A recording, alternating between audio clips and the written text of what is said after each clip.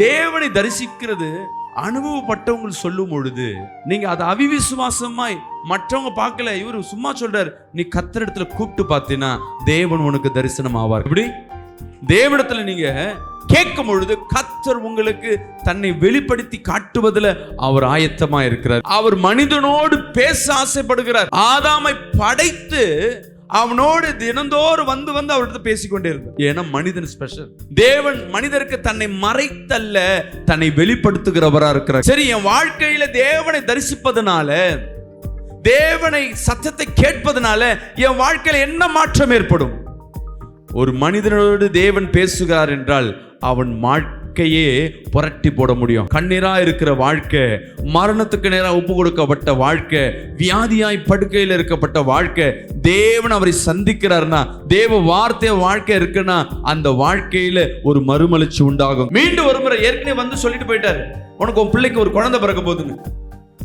இவன் தான் சொல்றான், உண்மையாவே தேவன் ஆண்டவரே திரும்பி ஒரு முறை உங்க தேவதூதனை அனுப்புங்க, நான் உமக்கு செலுத்துற பலியை நான் செலுத்தணும், பொருத்தனையை நான் செலுத்தணும். அவர் ஒரு விஷயம் கூப்பிடுங்க. உங்களுக்குள்ள நம்பிக்கை இருக்கணும், தேவன் என்னோட பேசுவார், அவரை நான் காண முடியும், என் வியாதிகளை அவரால் சுகமாக்க முடியும், என் குடும்ப நெருக்கங்களை அவரால் மாற்ற முடியும், பிரிந்து போன குடும்பத்தை என் தேவன் ஒன்று செலுத்த முடியும், வேலை இல்லாதவர்களுக்கு என் தேவன் வேலையை கொடுக்க முடியும், வருமானம் இல்லாதவர்களுக்கு தேவன் வருமானத்தை கொடுக்க முடியும், இல்லாதவர்களை என் தேவன் இருக்கிறபோல் பண்ண முடியும். அதிசயங்களை செய்கிற தேவன். அவர் நினைச்சா மரித்தவர்களுக்கு கூட உயிர்ப்பிக்க முடியும்.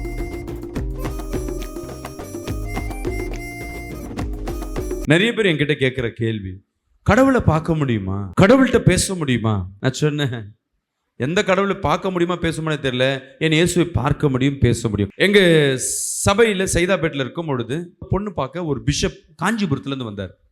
நான் பிஷப் அப்படி சொல்லிட்டு இருந்தார். நல்ல பிஷப் அங்கெல்லாம் போட்டு உட்காந்துருந்தார். பையன் வந்திருந்தார், பொண்ணு வந்து உட்காந்துருந்தது. என் பையன், இந்த பையன் தான்ப்பா ஊழியத்தில் இருக்கான், கொஞ்சம் வேலைக்கு போகிறான், எல்லாம் பண்ணுறான், அந்த பையனுக்காக நானே வந்துட்டேன் அப்படின்னு யார் சொல்கிறா? பிஷப் ஐயா சொல்கிறாரு. நானும் வயசில் பெரியவர் சொல்லிட்டு கம்னு உட்காந்துட்டா. சரிங்க. இப்போ இந்த பொண்ணை கூப்பிடுறோம், பொண்ணை கிட்ட காட்டுறோம், பொண்ணோட அப்பா அம்மா வந்து உட்காந்துருக்காங்க. இப்போ மாப்பிள்ளை வீட்டில், பொண்ணு வீட்டில் நான் பார்த்துட்டு சரி ஓகேன்றாங்க. பொண்ணை வந்து அவங்க அம்மா கேட்குறாங்க, என்னம்மா பிடிச்சிருக்கான்னு. அந்த பொண்ணு அமைதியாக இருக்கு. உடனே இந்த பிஷப் என்ன சொல்கிறாரு, அம்மா எதுவாக இருந்தாலும் வெட்டு ஒன்று துண்டு ஒன்று இப்பயே சொல்லிவிடு, நான் ஜெபம் பண்ணுறேன், ஏசப்பாட்ட நான் கேட்டு சொல்கிறேன், இதெல்லாம் என்கிட்ட என்ன பண்ணாதீங்க, சொல்லாதீங்க. ஏன்னா நான் இத்தனை வருஷம் பிஷப்பாக இருக்கேன், ஏசப்பா சத்தத்தையும் கேட்கல, கண்ணிலையும் பார்க்கல, இதெல்லாம் சும்மா பேசிக்கிட்டு வாழ்க்கையை இழந்துடாதீங்க அப்படின்னு சொல்கிறார் அவர்.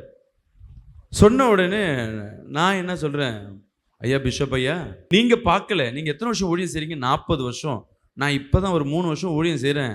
நான் வாரத்தில் ஒரு முறையாவது தேவனை தரிசித்துருவேன், அவர் சத்தத்தை கேட்குறேன். உங்கள் சபையிலேருந்து இந்த இப்படி அவிவிசுவாசமாக இருக்கிற உங்கள் சபையிலேருந்து ஒரு மாப்பிள்ளை எடுக்கிறது எனக்கே விருப்பம் இல்லை, நீங்கள் வேறு யாரையாவது பார்த்துக்குங்க அனுப்பிச்சி விட்டேன்.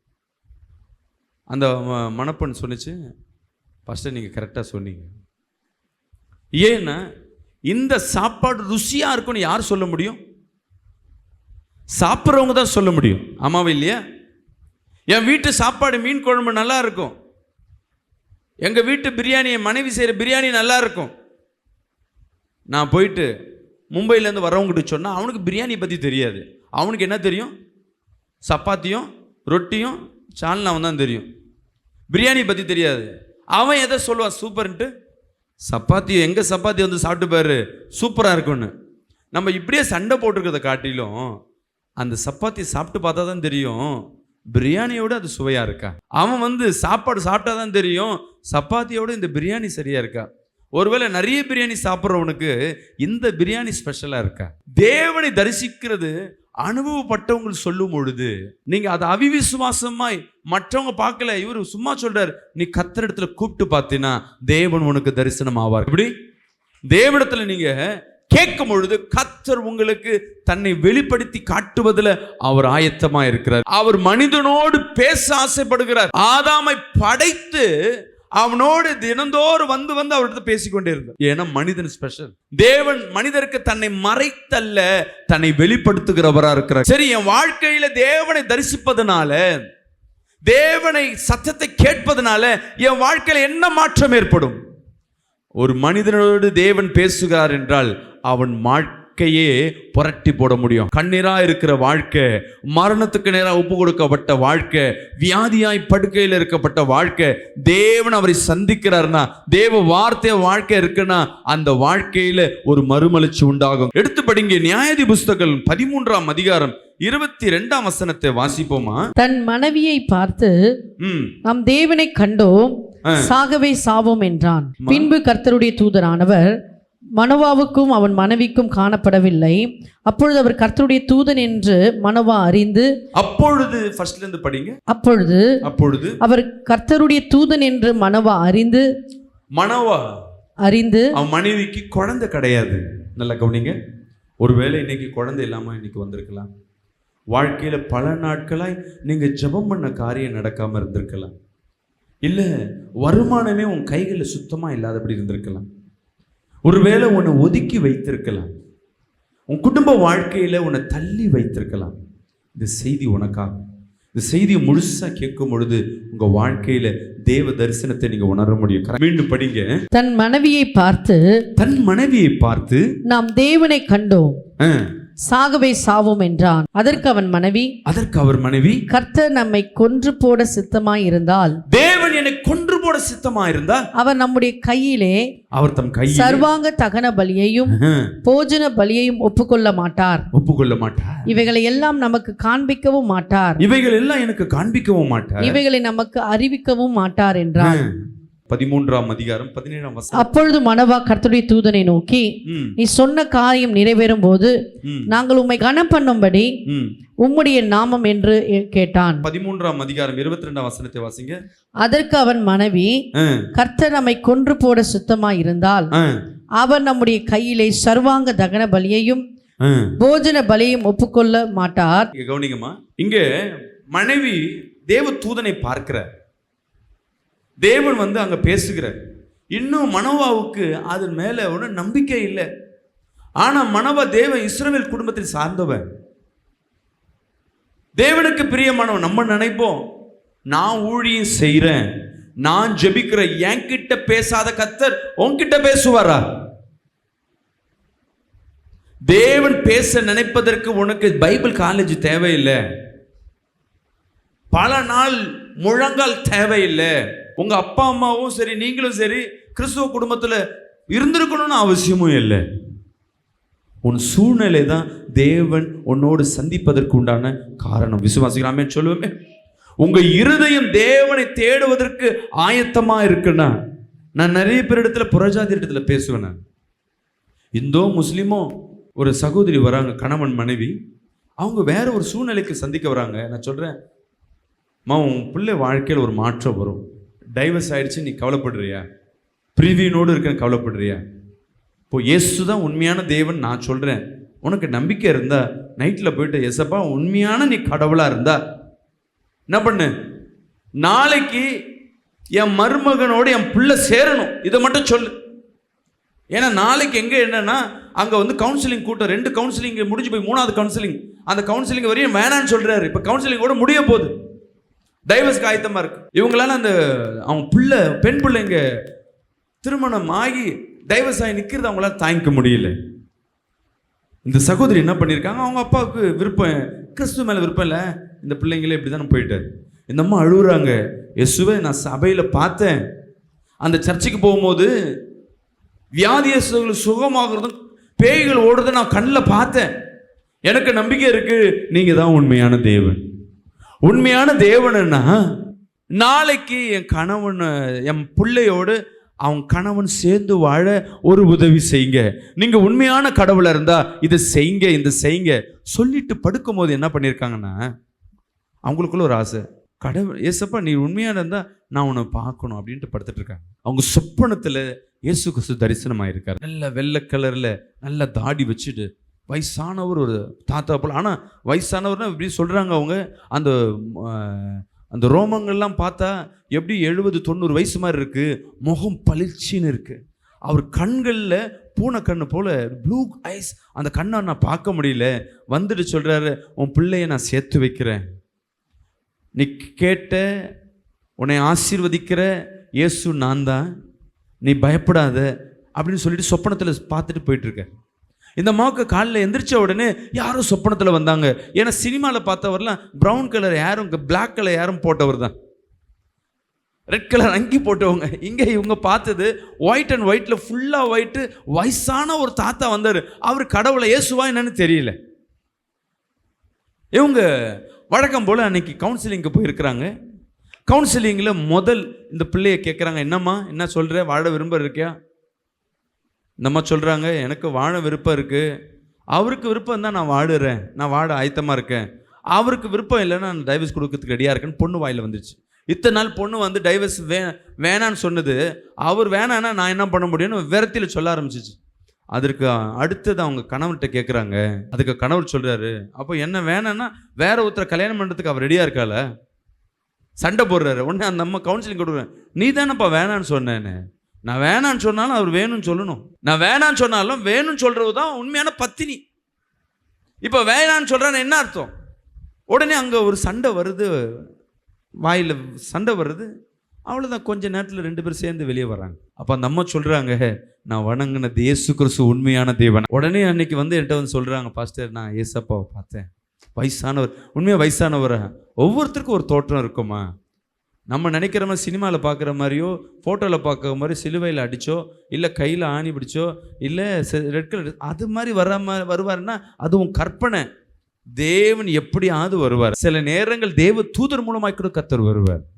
நீங்க விசுவாசிக்கணும். ஏன் மனோவாவோடு தேவன் தரிசனமானார். சில நேரங்களில் தெரியும், சில பேர் தகுதி இருக்காது, ஆனால் சில 5 காரியங்கள் உன் வாழ்க்கையில் நீங்கள் கடைபிடிச்சிங்கன்னா தேவனை நீங்கள் பார்க்க முடியும். மனோவ வாழ்க்கையை உங்களுக்கு முன்பாக கொண்டு வருகிறேன். நியாயாதிபதிகள் புஸ்தகம் 13ஆம் அதிகாரம் 8ஆம் வசனத்தை வாசிப்போமா? அப்பொழுது மனோவா கர்த்தரை நோக்கி விண்ணப்பம் பண்ணி, என் ஆண்டவரே, என் ஆண்டவனே, நீர் அனுப்பின தேவனுடைய மனுஷன், நீ அனுப்பினது தேவ தூதன் மீண்டும் ஒரு விசை எங்க கூட வந்து எங்களிடத்தில் வந்து பிறக்க போகிற பிள்ளைக்காக நாங்கள் செய்ய வேண்டியதை எங்களுக்கு கற்பிப்பாராக. அவன் தேவன் மேல் நம்பிக்கையா இருந்தான். மீண்டும் ஒரு முறை ஏற்கனவே வந்து சொல்லிட்டு போயிட்டாரு, உனக்கு உன் பிள்ளைக்கு ஒரு குழந்தை பிறக்க போகுதுன்னு. இவன் தான் சொல்றான், உண்மையாவே தேவன் ஆண்டவரே திரும்பி ஒரு முறை உங்க தேவ தூதனை அனுப்புங்க, நான் உமக்கு செலுத்துற பலியை நான் செலுத்தணும், பொருத்தனையை நான் செலுத்தணும். அவர் ஒரு விசையா கூப்பிடுங்க. உங்களுக்குள்ள நம்பிக்கை இருக்கணும், தேவன் என்னோட பேசுவார், அவரை நான் காண முடியும், என் வியாதிகளை அவரால் சுகமாக்க முடியும், என் குடும்ப நெருக்கங்களை அவரால் மாற்ற முடியும், பிரிந்து போன குடும்பத்தை என் தேவன் ஒன்று செலுத்த முடியும், வேலை இல்லாதவர்களுக்கு என் தேவன் வேலையை கொடுக்க முடியும், வருமானம் இல்லாதவர்களுக்கு தேவன் வருமானத்தை கொடுக்க முடியும், இல்லாதவர்களை என் தேவன் இருக்கிறபோல் பண்ண முடியும். அதிசயங்களை செய்கிற தேவன். அவர் நினைச்சா மரித்தவர்களை கூட உயிர்ப்பிக்க முடியும். நான் ஒருத்தர்கிட்ட சொல்றேன், அப்ப சொல்றாரு, பாஸ்டர் அப்படின்னா என் கூட ஹாஸ்பிட்டல் வாங்க, என்ன உங்க சர்ச்சில் வியாதியெல்லாம் சுகமாக்குறீங்களாமே, வாங்க ஸ்டான்லி ஹாஸ்பிட்டல் போவோம், எல்லாருக்கும் ஜெபம் பண்ணுவோம், ஹாஸ்பிட்டலில் காலி பண்ணலாம் வாங்க. கிண்டல் பண்றாரு. நான் சொன்னேன், ஐயா விடுதலை கொடுக்கிறவர் இயேசு. யார் தட்டுங்கள் திறக்கப்படும், யார் கேட்கிறார்களோ, யார் விருப்பப்படுறார்களோ அவர்களுக்கு தான் கர்த்தர் செய்வார். தவிர இயேசு வாழ்ந்த காலகட்டங்கள்லேயே அந்த குலத்தில் அநேக வியாதிஸ்தர்கள் இருந்தாங்க. ஆனா தேவன் தேடி போனது ஒருத்தர் தான். அங்க உதவியற்ற சூழ்நிலையில யார் என்ன இந்த குளத்துல கொண்டு போவான்னு சொல்லி யார் காத்து கொண்டிருந்தாங்களோ, தேவனை தேடி கொண்டிருந்தாங்களோ, உதவியற்ற சூழ்நிலையில யார் தேவனை அழைக்கிறார்களோ அவர்களுக்கு தேவன் துணையா இருப்பார். நான் சொல்றது புரியும் நினைக்கிறேன். எனக்கு தேவன் இந்த டைம்ல எனக்கு உதவி செய்வார் அப்படின்னு காத்திருக்கணும். எனக்கு தேவன் தான் எல்லான்னு சொல்லிட்டு தேவன் மேல நம்பிக்கையா இருக்கணும். என் வியாதியை சுகமாக்குற இந்த மாத்திரை அல்ல, என் தேவன் தான் நம்பிக்கை இருக்கணும். வேலையில போகும் பொழுது ஐயோ என் குடும்பத்தை எப்படி நடத்துவேன், என் குடும்பத்தை நடத்துகிறது வருமானம் இல்ல, என் தேவனாகிய கர்த்தர். எவ்வளவு எல்லா காரியத்திற்கும் நீ தேவன் மேல எவ்வளவு அதிகமாய் நம்பிக்கை வைக்கிறையோ அது விசுவாசமாய் மாறும். சொல்லுங்க ஆண்டவரே, ஒருவேளை இந்த செய்தியை கேட்கும் பொழுது உங்க இருதயம் சந்தோஷப்பட்டு நான் தேவனை தரிசிக்க முடியுமா, தேவ சத்தம் நான் கேட்க முடியுமா? நிறைய முறை நான் தேவனை தரிசிச்சிருக்கேன், நிறைய தேவதாசர்கள் தேவனை தரிசிச்சிருக்காங்க, தேவ சத்தத்தை நிறைய முறை கேட்டிருக்கிறேன். ஒரு முறை பேசும்பொழுது சில நேரங்களில் தேவ வசனத்தை நான் என்ன சொல்லணுமோ அது காதில் இந்த பக்கமும் இந்த பக்கமும் காதில் சத்தம் வரும். சில நேரங்களில் உணர்வுகளில் வரும். நீங்கள் ஜெபிச்சிங்கன்னா தேவ சத்தத்தை கேட்க முடியும். இங்கே வந்திருக்குல்ல யாராவது ஒருத்தர், யார் எத்தனை பேருக்கு நான் தேவனை நான் தரிசனத்திலேயோ சொப்பனத்திலேயோ நேர்லையும் பார்த்தேன்னு சொல்கிறவங்க யாராவது சொல்ல முடியுமா? தரிசனத்தில் சொப்பனத்தில் பார்க்கறது ஒன்று, உண்மையாகவே லைவில் பார்க்குறது ஒன்று பார்க்க முடியும். நிறைய பேர் சொல்லுவாங்க, நிறைய பேர் ஊழியக்காரர்கள், நான் சாவலான்னு எங்கே போனேன், ரயில்வே கேட்டுக்கு போனேன், தண்டவாளத்தில் தலை வைக்க போனேன். எனக்கு அப்போ தேவன் தரிசனமாய் வந்து எனக்கு பதில் சொன்னார். சில பேர் தூக்கு மாட்டிக்கலான்னு சொல்லிட்டு பாய்சன் சாப்பிடலான்னு காத்திருந்தேன். என் அறைக்குள்ள ஒரு வெளிச்சத்தை பார்த்தேன், என்னோடு தேவன் வந்து பேசினார். நிறைய பேர் சொல்லி கேள்விப்பட்டிருக்கேன். அவர் சத்தத்தை கேட்டிருக்கேன், ஏசப்பாவோட குரல் கேட்டிருக்கேன்னு எத்தனை பேர்? ஒரு முறை ஃபர்ஸ்ட் டைம் அவர் தன்னை வெளிப்படுத்தி காட்டுவதற்கு நீ விரும்பினா அவர் சத்தத்தையோ அவர் முகத்தையோ பார்க்கலாம். அடுத்த முறை உன்னை தகுதிப்படுத்த கர்த்தர் எதிர்பார்ப்பார், உன்னை புடமிட கர்த்தர் எதிர்பார்ப்பார்.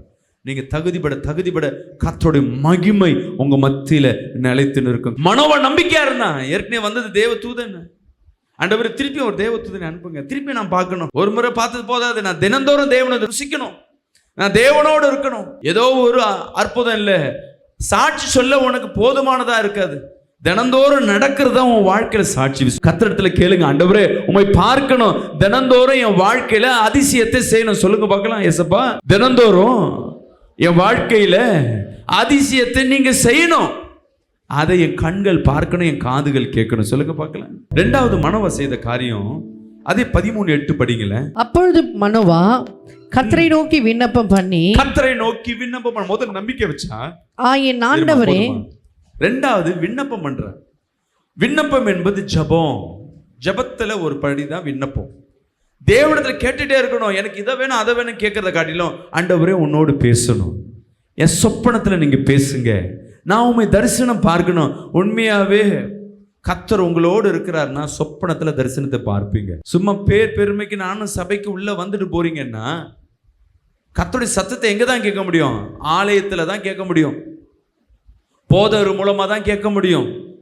ஆனா அதே தேவன் உன் இருதயத்துல இருக்கிறார்னா உன்னோடு தேவன் பேசுவார், இருதயத்துல பேசுவார். நான் ஆரம்பத்துல ஊழியத்துக்கு வந்த டைம், எனக்கு முன்பாக ஒரு தீர்க்கதரிசி, ஒரு பாஸ்டர் கும்பகோணத்துல இருந்து வருவார்.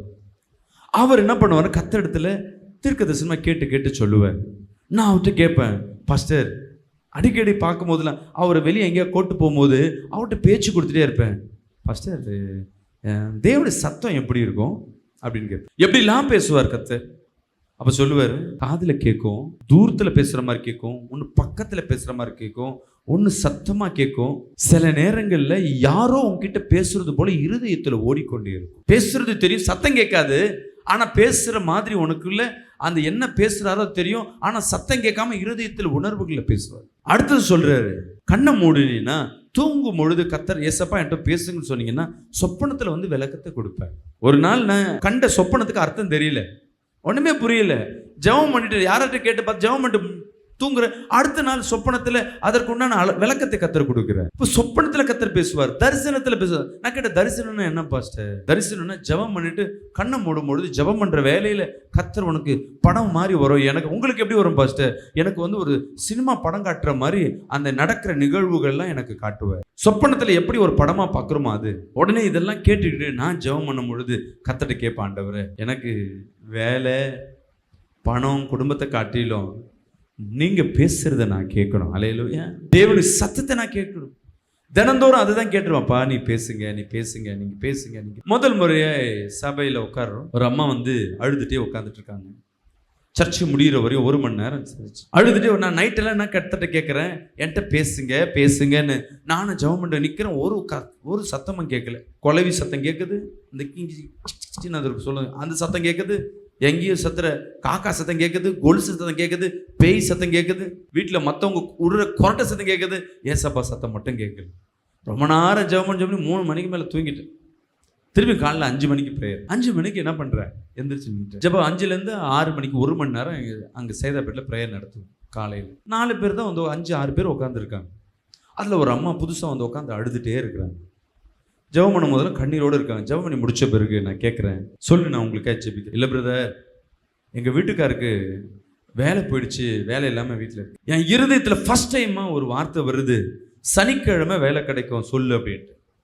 நான் அம்மா உனக்கு சனிக்கிழமை வேலை கிடைக்கும்னு சொல்கிறாரு. யாரும் சொல்கிறாரு? என் வாங்கத்தில் வந்து நான் யதார்த்தமாக அந்த வார்த்தையை கேட்டோடனே சொல்லிட்டேன். உடனே இவங்க பார்க்குறாங்க, உங்ககிட்ட யார் சொன்னதுன்னு கேட்குறாங்க. நான் என்ன சொல்லிட்டேன், ஏசப்பா சொல்கிறாருமா போமான்ட்டு. அந்த அம்மா உட்காந்துருக்கு சிரிக்கிறாங்க.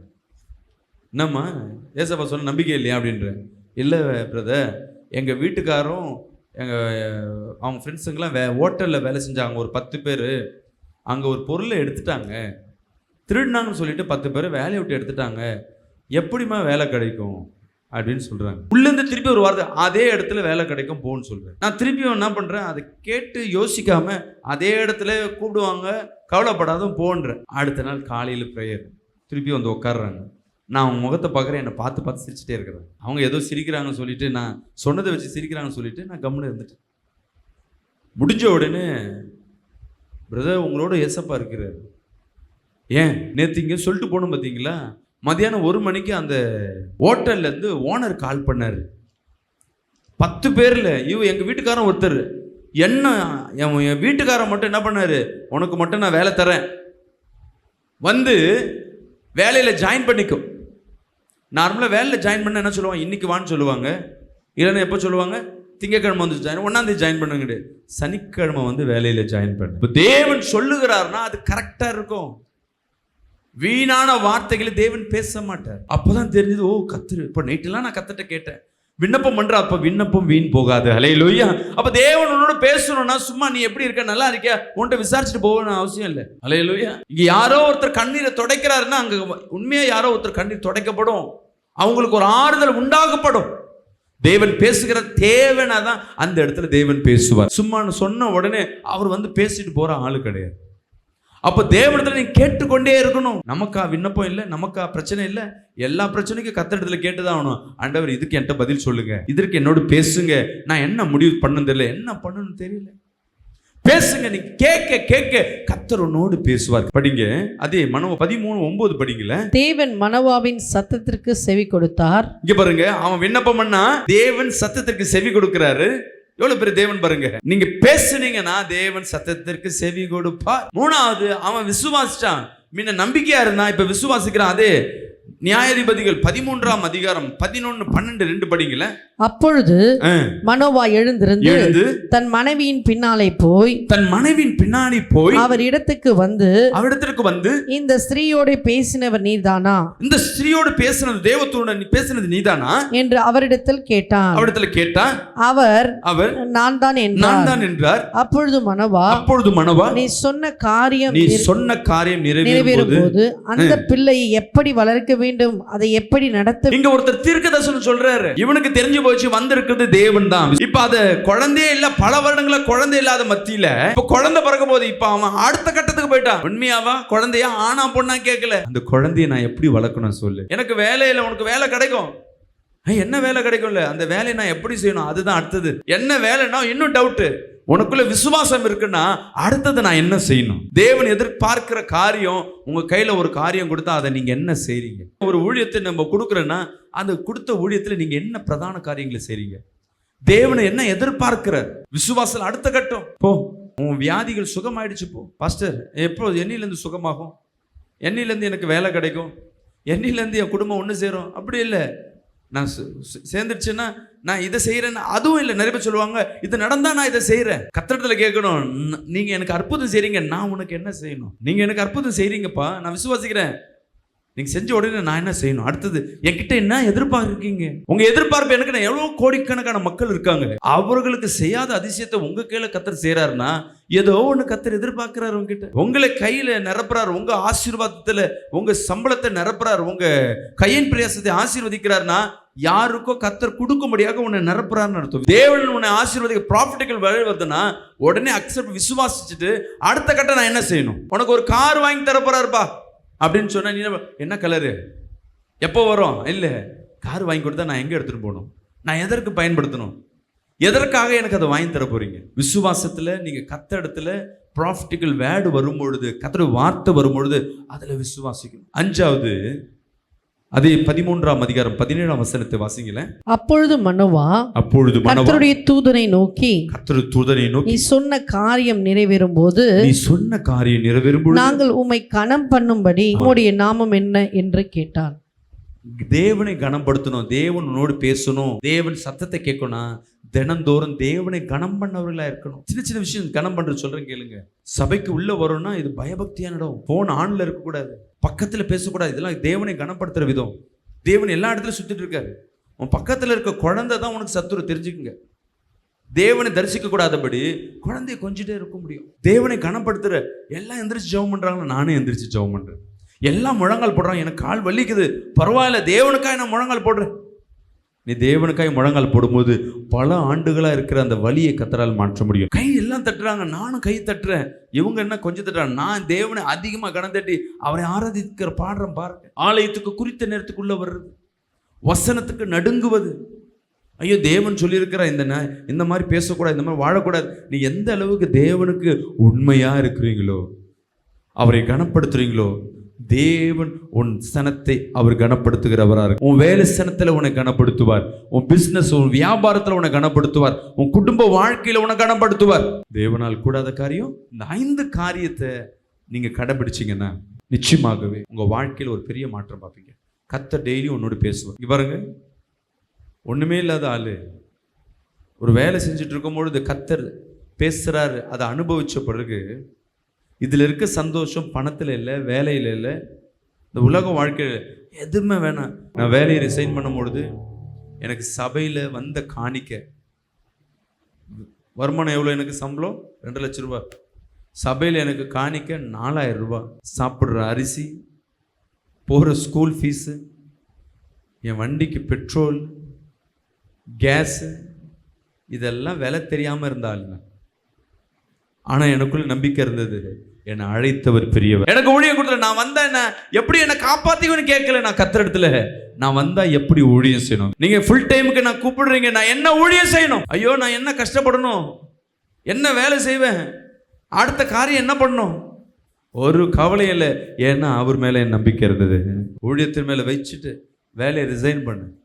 இதுவரையும் நான் வேலை செஞ்சதை காட்டில இன்னைக்கு வரையும் என்னை கர்த்தர் லக்ஸரியா தான் வச்சிருக்கிறேன். தேவனை தரிசித்தவர்கள் ஒரு நாளும் வீணாய் போனதில்லை.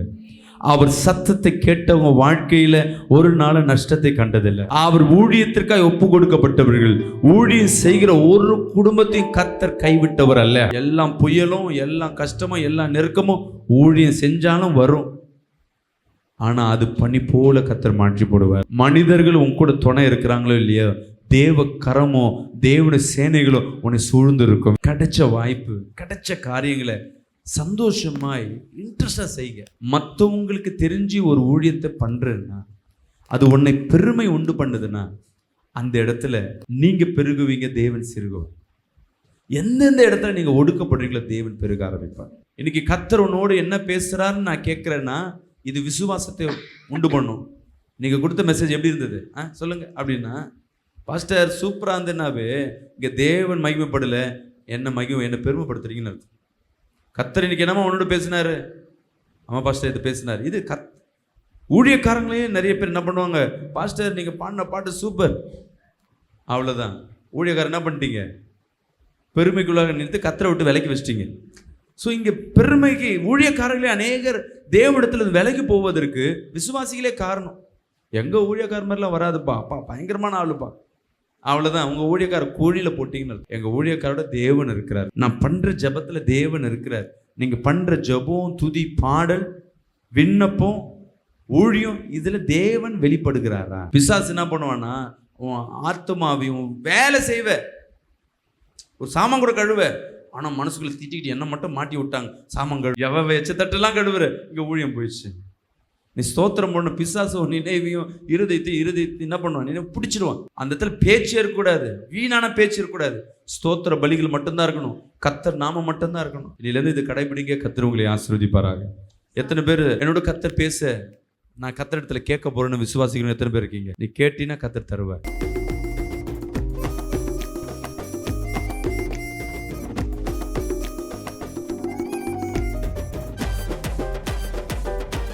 கர்த்தர் உங்களை ஆசீர்வதிப்பாராக. இந்த நித்தியம் ப்ரேயர் டவர் தண்டியார்பேட் பகுதியில் வாங்குவதற்காய் ஏற்கனவே பேசி கொண்டிருந்தோம். தொடர்ந்து இந்த 2 மாதங்கள் அந்த இடத்துக்கு உண்டான அட்வான்ஸும் கொடுத்தாச்சு. வாடகை இடத்துல ரொம்ப கஷ்டப்படுறோம். வாடகை இடத்துல அந்த வாடகை கொடுக்க முடியல, டிஸ்டர்பன்ஸ் நிறைய இருக்குது. கர்த்தருடைய சித்தத்தின்படி மெயின் ரோட்டில் ஒரு இடத்த வாங்குவதற்குண்டான சித்தத்தை கர்த்தர் வைத்திருக்கிறார். அநேகர் தங்கி ஜபிப்பதற்காய் தூரதேசத்துலேருந்து வருகிறோம், தங்குறதுக்கு இடம் இல்லை. ஸோ அதனால் தங்குறதுக்கும் அங்கே இடத்த நாங்கள் ஆயத்தப்படுத்தி வச்சுருக்கிறோம். நல்ல ஒரு பஸ் ஸ்டாண்டு பக்கம், மெட்ரோ, தண்டையார்பேட்டை மெட்ரோ இறங்கணும்னு பக்கத்து பில்டிங்கை தான்.